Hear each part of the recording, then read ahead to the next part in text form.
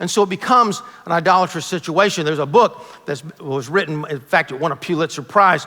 Ernest Becker wrote a book called Denial of Death. And he said basically the premise of the whole book was, we are living in a society that's more secular today than has ever been in history of mankind, ever. And what does he mean by secular? Well, he defines that by saying that people today believe there's no afterlife. There's no accountability, but there's also no reward for the afterlife. When you're dead, you are dead. You just turn back to the dirt. We're just dirt clogs, and that's all we are. And so you've got to find meaning in this life. And he says that's why in our society we have more preoccupation with money and with sex and with pleasure than at any other time in history, because people are looking somehow to find some sort of fulfillment in their life. It won a Pulitzer Prize, and nobody's debunked the book yet or challenged the book as yet. But we have a hope. We're not like that.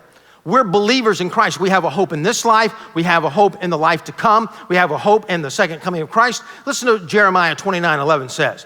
For I know the plans that I have for you, declares the Lord, plans for welfare and not for calamity, to give you a future and a hope.